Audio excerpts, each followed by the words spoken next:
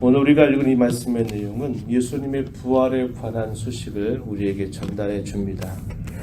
예수님께서 십자가에서 죽으셨다고 하는 사실은 단순히 유대인들에게만이 아니라 당시의 로마 총독이었던 빌라도, 또 이 형을 집행했던 로마의 군병들, 모든 사람들이 이 사실들을 분명히 보았습니다. 주님은 분명히 죽으셨다고 하는 사실이죠. 구약의 많은 선지자들을 통해서 고난받는 종을 통해서 우리가 생명을 얻고 하나님 앞에 설 수 있게 된다고 하는 이 약속도 분명한 사실임을 우리에게 보여주고 있는 것입니다. 예수님께서는 장사되셨고 당시 아리마대 사람 요셉의 그 무덤에 장사되셨습니다. 이건 역시 성경의 예언을 따라서 이루어진 사실임을 가르쳐 줍니다. 죽음으로 모든 게 다 끝난 줄 알았습니다. 이제 종교 지도자들은 더 이상 이 예수라고 하는 사람 때문에 자기들이 괴롭힘을 당할 필요가 없다 생각했을는지 몰라요. 백성들은 자신들의 기대에 못 미쳤던 나사렛 사람 예수의 죽음으로 모든 게 다 끝났다, 허망하다, 우리는 이제 어떻게 해야 되는가, 이런 생각을 했을는지 모릅니다. 심지어 제자들마저도 주의 부활의 소식을 듣고서도 믿지 못했고, 예수님이 그토록 내가 다시 살아나리라고 하셨던 그 말씀을 까맣게 잊어버린 채 그들도 삶의 의미를 잊어버리는 그런 일이 있게 된 것입니다. 그러나 주님이 죽으셨다고 하는 이 분명한 사실이 확증되는 순간부터 반격의 때를 기다리셨다, 이렇게 말할 수 있는 겁니다. 그 오랜 세월 동안 사망의 권세를 부리면서 수많은 사람들의 죄를 정죄하고 그 죄값으로 마땅히 죽을 형벌로 이끌어갔던 그 사망과 죽음의 세력을 주님은 어둠을 깨치듯 새벽 미명에 부활하심으로써 사망의 권세를 이끌어 사망의 권세를 폐하셨고 마침내 생명을 가져다 주시는 일을 행하신 것입니다.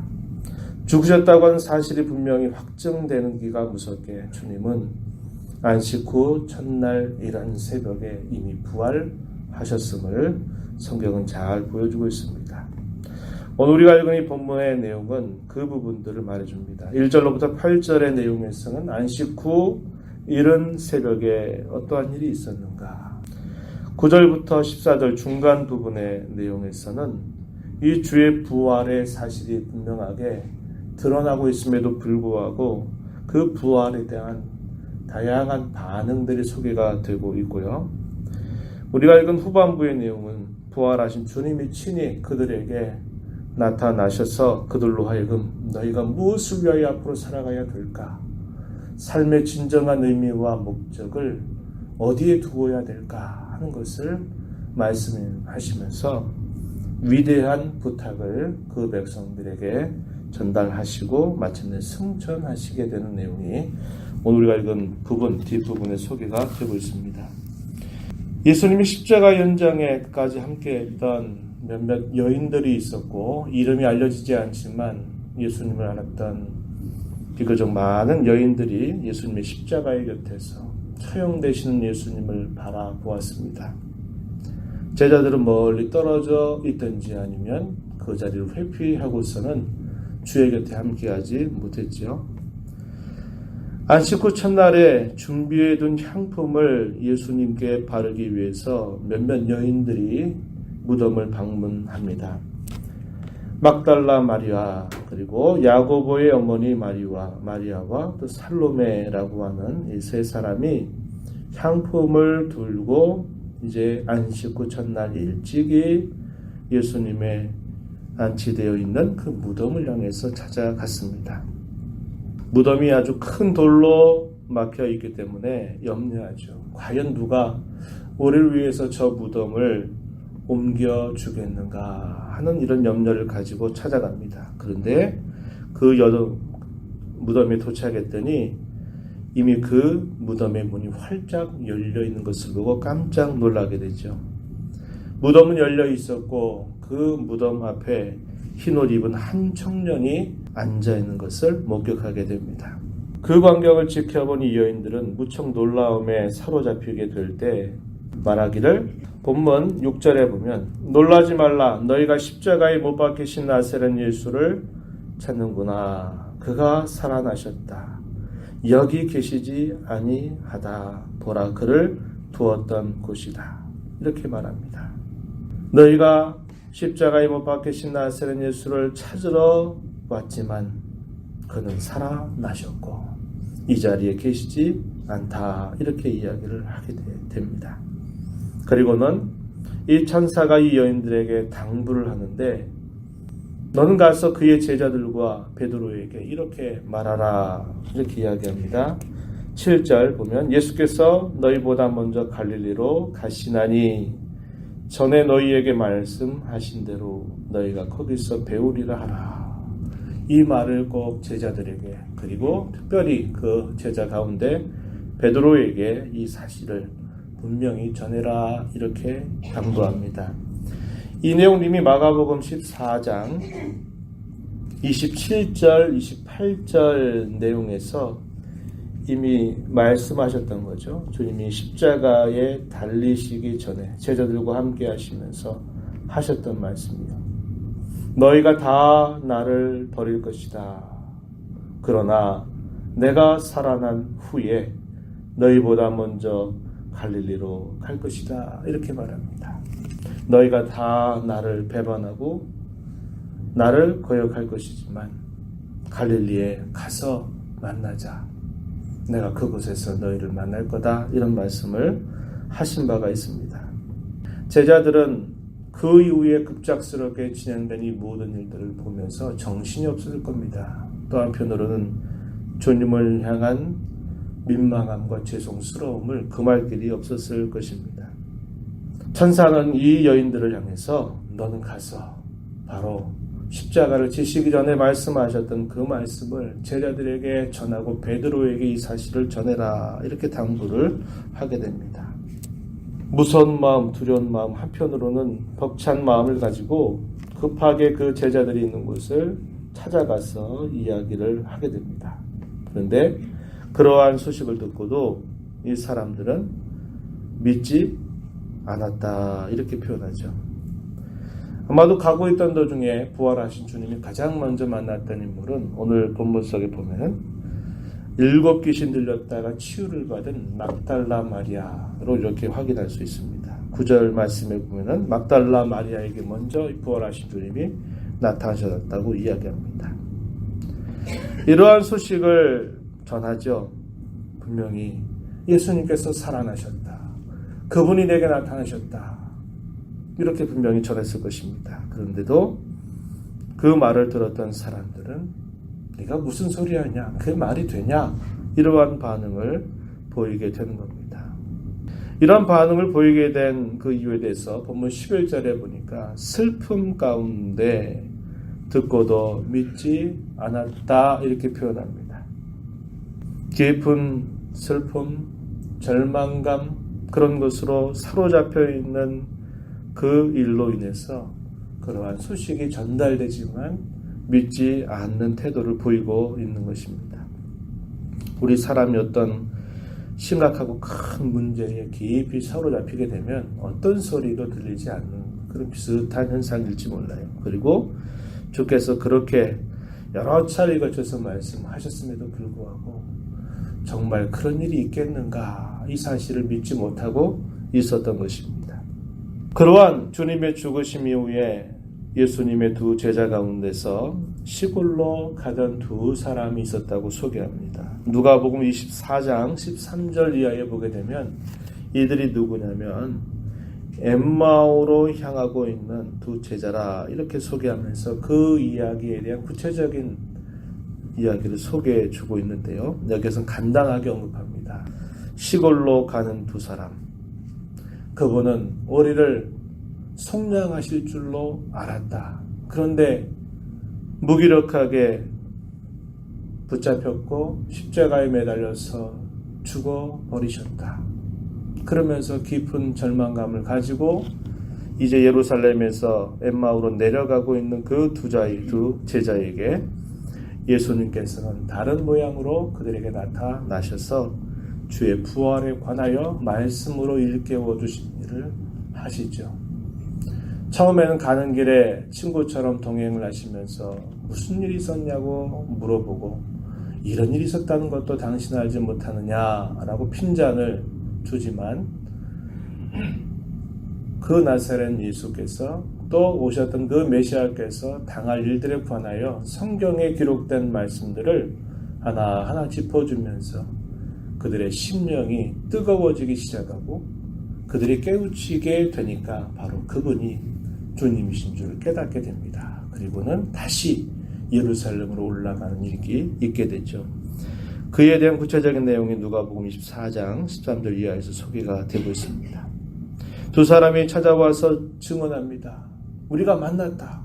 주님이 우리 곁에서 함께 동행하면서 그 사실들을 다 이야기했다. 그분은 살아나셨다라고 이야기하지만 남은 제자들은 그 말을 듣고도 그러니 없다. 말이 되냐? 이런 반응을 보이고 있습니다. 13절 가서 보면은 그렇게 설명을 해줘요. 두 사람이 가서 남은 제자들에게 알리었으되 역시 믿지 아니하니라 이렇게 표현했습니다. 그리고 난 다음 주님은 또다시 그 제자들을 찾아가시는데요. 식사 가운데 있는 11명의 제자들, 가룟 유다는 이미 자기의 잘못을 짊어지고 자살하면서 그의 생을 마쳤죠.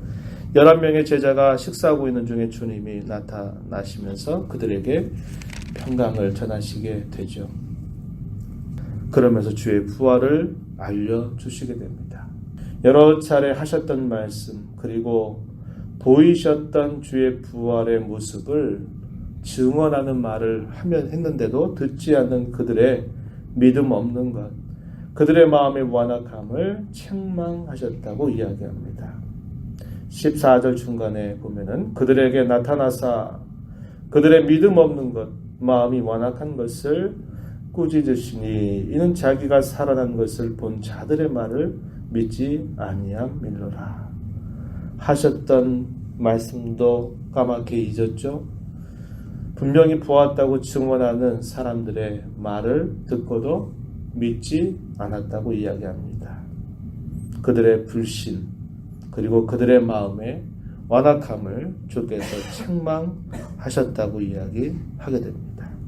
그러면서 주의 부활이 그들에게 분명하게 확정이 됐을 때 주님은 이제 승천하시기 전에 그 제자들에게 말씀합니다.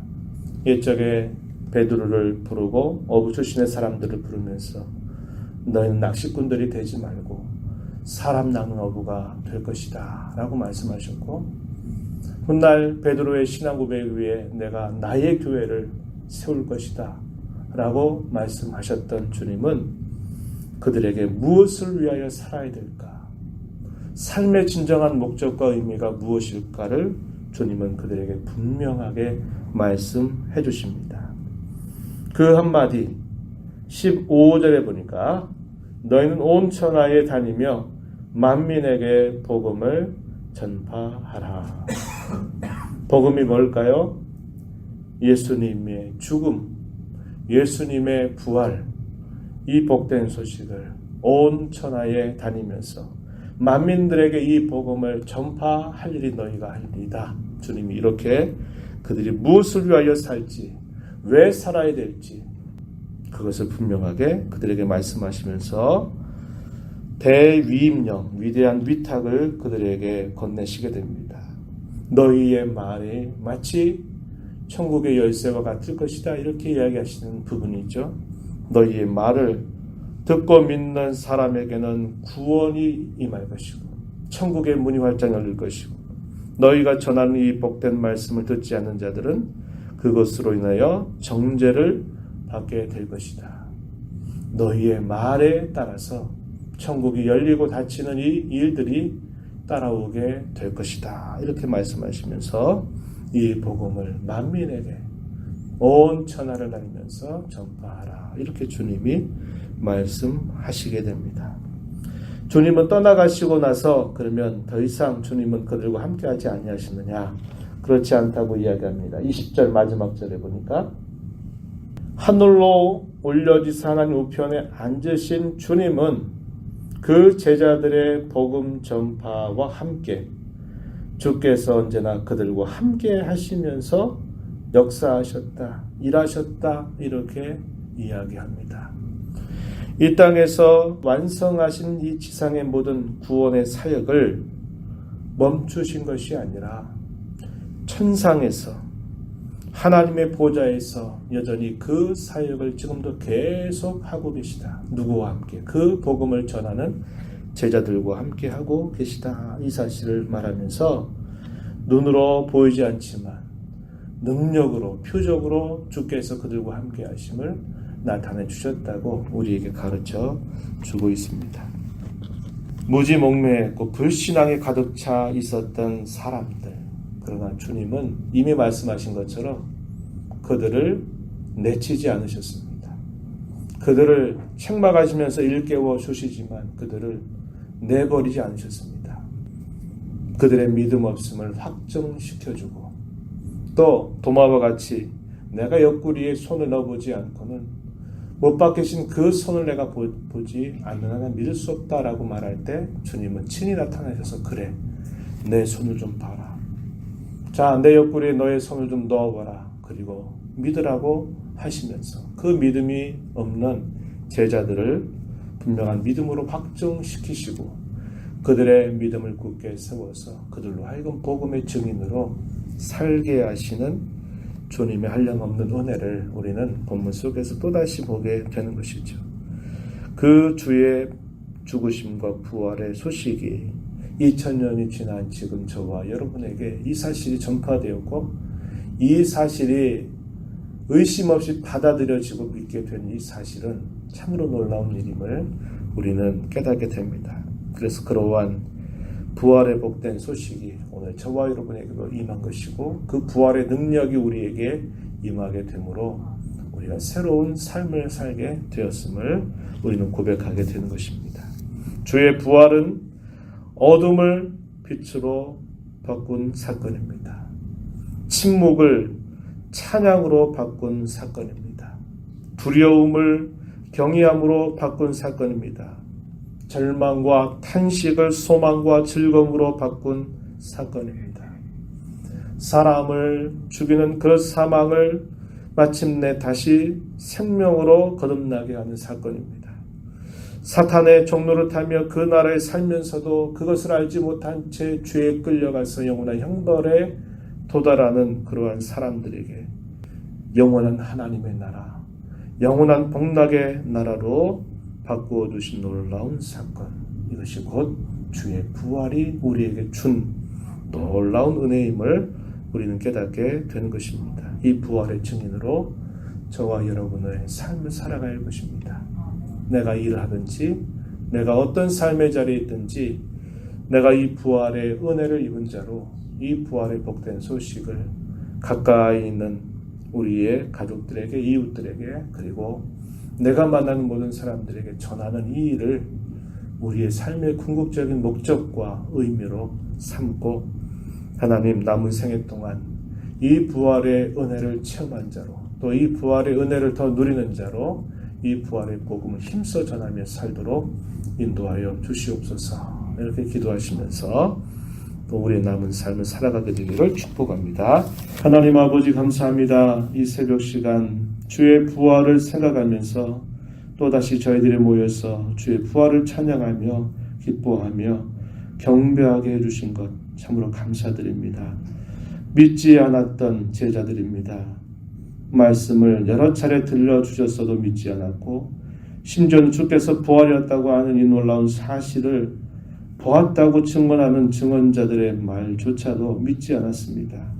그럼에도 불구하고 주님은 그들을 내치지 아니하시고 그들의 완악함을 깨우쳐 주시면서 주의 부활을 확증시키시고 너희가 앞으로 살 너희 삶의 목적은 온 천하에 다니면서 이 복음의 증인으로 살아갈 것이라고 그들을 가르치셨던 주의 귀한 사랑을 감사드립니다.